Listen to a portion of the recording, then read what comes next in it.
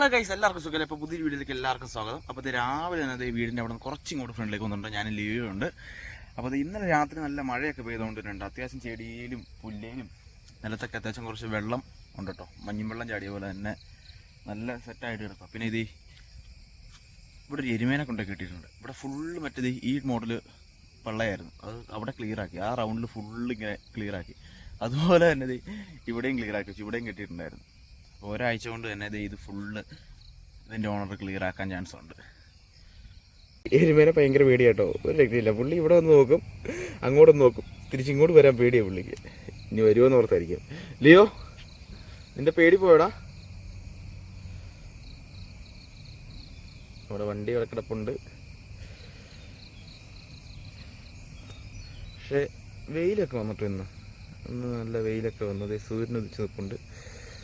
ഇനി കയറി പോകുന്ന എങ്ങനെയാണെന്നറിയില്ല. സൈഡ് ചെളിയൊക്കെ ആയിട്ടുണ്ട് നല്ലപോലെ.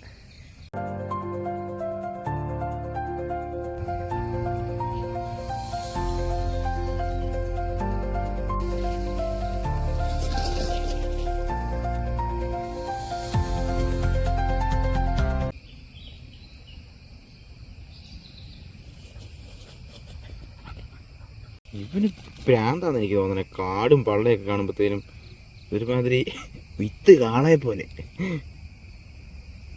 ഓടിയങ്ങ് കയറും. ഇതല്ലേ, കണ്ടതേ എവിടെ ലിയോ?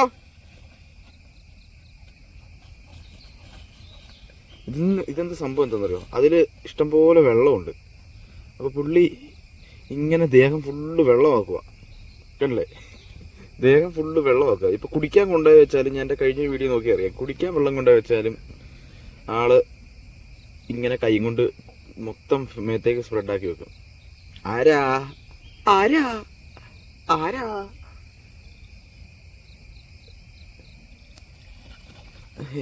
ദേഹം ഫുള്ള് നനച്ചു. എന്തുവാണ് ലിയോപ്പാ? ലിയോ, എന്തുവാടാ നിന്റെ മേല് കാണിച്ചു വെച്ചത്? നീ എരുമസാർ അവിടെ ഇരിക്കുന്നുണ്ട്. പുല്ല് വേണമെന്നൊന്നുമില്ല കേട്ടോ, നല്ല ഉണക്കച്ചപ്പൊക്കെ ആണെങ്കിലും കയറിക്കോളൂ ആള്. അവിടെ വെച്ചേരെ, ആ കസേര വെച്ചേരെ. ആ അവിടെ വെച്ചോ. ആരോമലാട്ടോ ഇവന്റെ മെയിൻ ഇര.